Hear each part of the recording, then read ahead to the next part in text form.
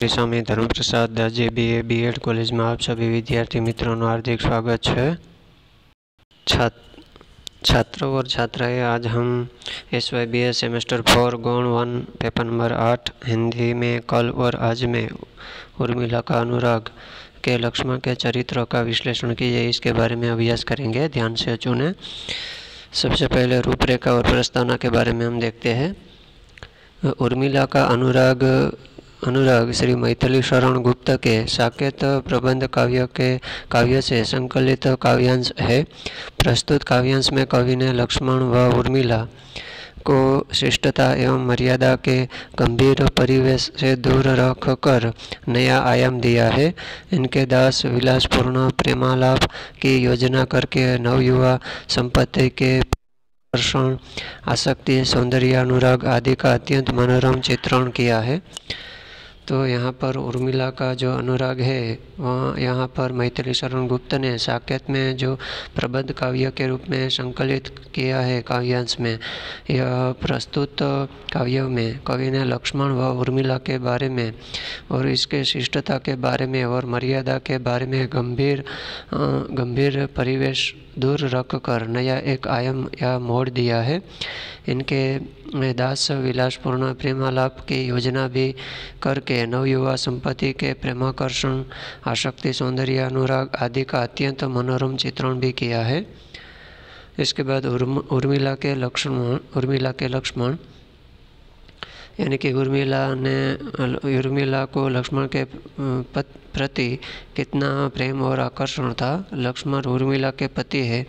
कवि ने लक्ष्मण को एक रोमांटिक नवयुवक के रूप में चित्रित किया है, जो अपनी पत्नी के रूप, यौवन, वचन, चातुर आदि गुणों पर मुग्ध है। तो यहाँ उर्मिला जो है वो लक्ष्मण की पत्नी है और कवि ने लक्ष्मण की एक रोमांटिक बात को सामने रख कर एक नवयुवक के रूप में इसको चित्रित किया गया है, जो अपनी पत्नी के यौवन यानी कि उर्मिला की यौवन और वचन, चातुरी आदि गुणों पर वो लक्ष्मण मुग्ध था। इसके बाद रसिक प्रेमी के रूप में लक्ष्मण। प्रस्तुत काव्यांश में लक्ष्मण के परंपरित, संयमित, गंभीर व्यक्तित्व से अलग एक रसिक प्रेमी युवक जो भ्रमर के समान उर्मिला के सौंदर्य का रसपान करने के लिए मंडरा रहा है, इस रूप में किया गया है। पद्मिनी के पास मत मराल से हो गए आकर खड़े स्थिर चाल से।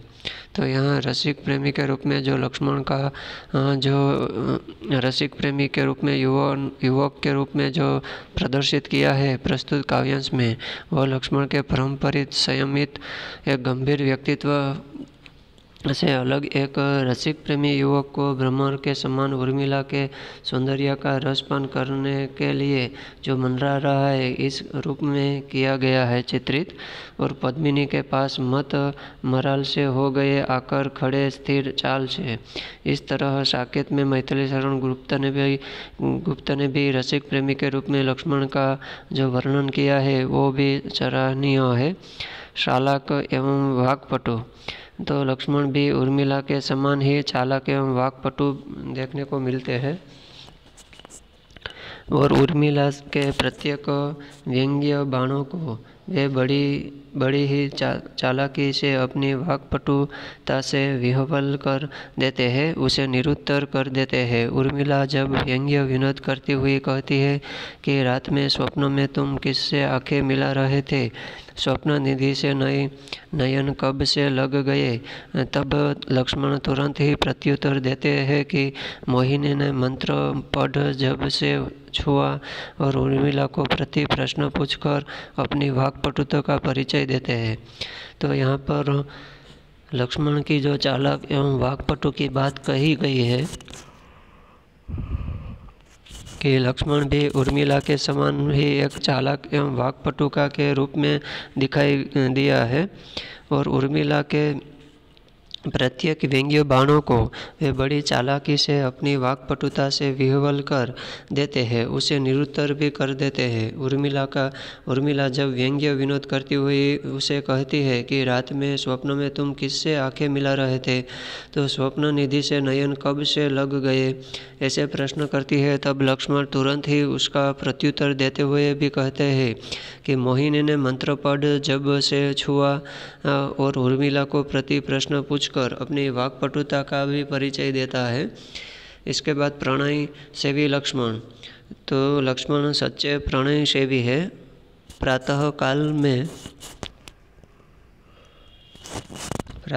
में वे उर्मिला के साथ रस भरी बातें करके अपनी प्रणयाकांक्षा का परिचय देते हैं। वे उर्मिला को प्रणय की देवी कहकर उसके दास